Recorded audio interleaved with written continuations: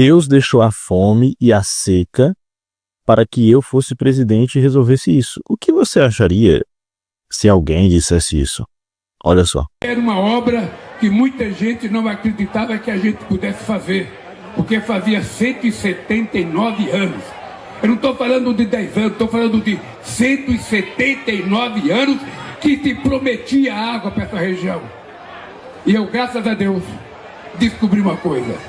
Deus deixou o sertão sem água, porque ele sabia que eu ia ser presidente da República e que eu ia trazer água para cá. Olá pessoal, viva Cristo Rei. A oportunidade aqui não é para dizer sobre questões políticas exatamente, mas para falar sobre vaidade e orgulho. Vocês percebam que ao longo da história da literatura brasileira e ao longo da história do Brasil, muitos autores se destacaram ao falar sobre a seca, sobre o sertão, mas nenhum deles, você pode procurar na literatura, nenhum deles disse que Deus deixou a seca, deixou a fome no sertão, porque Deus queria que eles, esses autores de grande sucesso, como Graciliano Ramos, Euclides da Cunha, eles nunca disseram que Deus deixou a seca no sertão para que eles escrevessem um dia sobre isso e eles fizessem sucesso.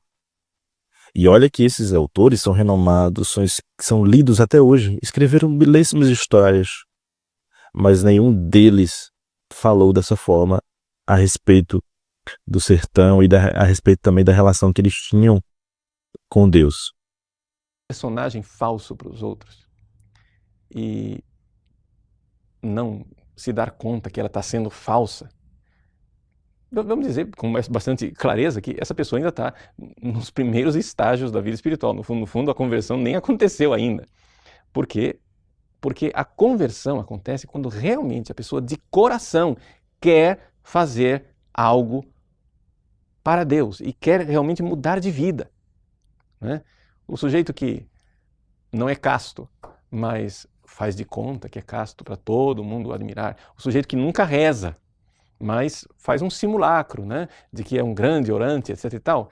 Este tipo de farsante, né, não dá nem para a gente dizer que ele começou a fazer as coisas certas, né? Ou seja, ele não começou a fazer as coisas certas, ele simplesmente tem uma vida dupla, né? E isso é terrível. Então não é disso que eu estou falando. Estou falando de uma coisa mais complicada de resolver, que é a pessoa que com sinceridade quer viver uma vida reta.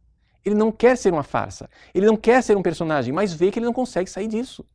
Não consegue deixar de ser um personagem para si mesmo. Não consegue deixar de querer ser admirado por todo mundo. Então, sei lá, o sujeito vai fazer uma pregação, ou vai gravar um vídeo para a internet, ou vai fazer uma oração, e está sempre, de alguma forma, se observando e dizendo: nossa, Padre Paulo, você é um gênio. Isso é uma tragédia. Uma verdadeira tragédia. Como que a gente se livra desta coisa? Bom, para a gente entender a solução, entender qual é o remédio, acho que é importante a gente aprofundar mais a doença.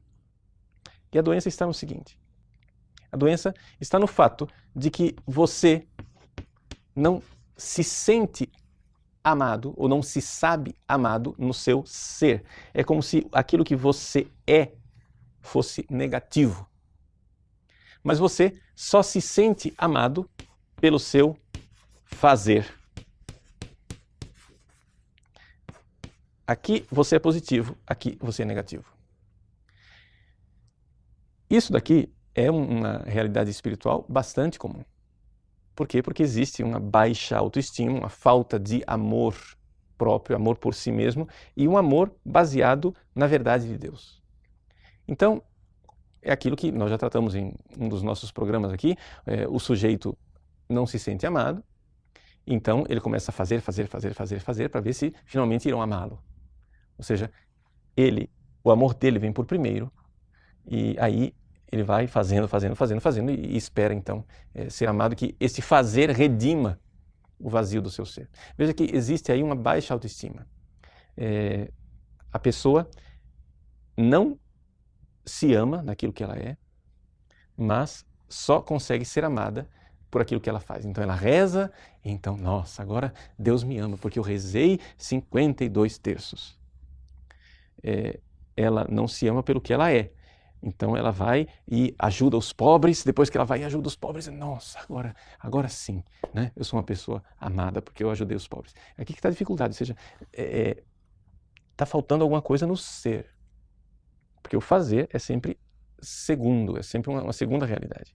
Como que a gente faz para resolver isto aqui? Né? Bom, na prática, a solução disso é a realidade que Santa Teresinha nos ensina, né? Que nós somos amados pelo nosso simples ser. O que é ser amado como filho de Deus? O que é que um filho fez para ser amado pelo seu pai? Nada, o filho está lá no berço, ele é amado simplesmente porque ele existe. Essa é a verdade do Evangelho. Por exemplo, Euclides da Cunha, em Os Sertões, em 1902, escreveu o seguinte: o sertanejo é, antes de tudo, um forte.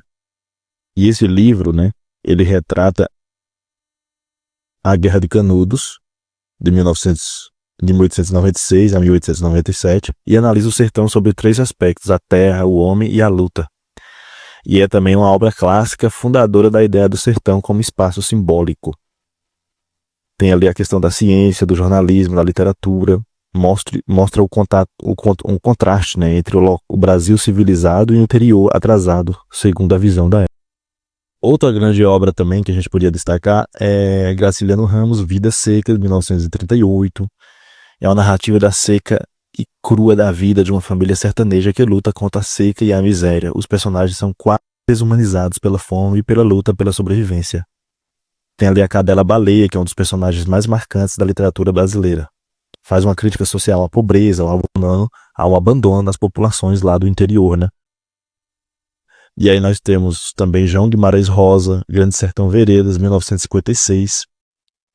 Revoluciona a linguagem e a forma de narrar o sertão, conta a história de Roubaldo, um jagunço que narra sua trajetória pelo sertão mineiro. Temas centrais: o bem, o mal, o amor, inclusive homoafetivo, e o pacto com o diabo, o destino, o sertão, o espaço existencial e filosófico, mais que geográfico. Tem Menino de Engenho também, tem Raquel de Queiroz, com 15. Enfim, no Ceará, falando, né, da questão da seca no Ceará. Enfim, esses autores sempre falaram sobre essa questão da seca, mas nunca atribuíram para si uma ideia de santidade, como se Deus escolhessem eles para que escrevesse sobre aquilo, e que Deus também escolhesse a seca para que eles falassem sobre a seca e não outras pessoas. O Ariano Suassuna, em Alto da Compadecida, o nordestino é, antes de tudo, um forte, um artista. Reafirma a visão de Euclides da Cunha, mas acrescenta o talento e a criatividade do povo do sertão. E aí eu vou deixar um vídeo do Ariano Suassuna que fala sobre essa questão dos nossos heróis. Que nosso herói, ele não é alguém que morreu de overdose, como diria Cazuza, mas nosso herói é quem? É um só. Olha só que vídeo maravilhoso. Salve Maria, Deus abençoe e viva Cristo Rei. Então, mas essas coisas estão ficando normais. Outro dia eu vi na televisão o pessoal fazendo um programa de exaltação a Cazuza. Eu tenho a maior compaixão das pessoas como Cazuza. Coitado, morreu dilacerado daquela idade jovem. Mas a frase que estão citando dele ele disse: os meus heróis morreram todos de overdose. E essas coisas estão passando aí e ninguém protesta. Aí eu disse: eu vou protestar. Porque o meu herói principal não sabia nem o que era uma overdose. Ele morreu crucificado entre 2 ladrões. Na verdade, então, é preciso que a gente afirme esses valores. Tem que afirmar, sem ter medo de ser considerado arcaico. Bom, tudo bem, a nossa compaixão, ele tem direito, como todo ser humano, e ele que era um sofredor, um dilacerado. Mas ele dizer uma frase dessa, isso é uma frase altamente prejudicial para a nossa juventude estar ouvindo. E a gente tem que se levantar.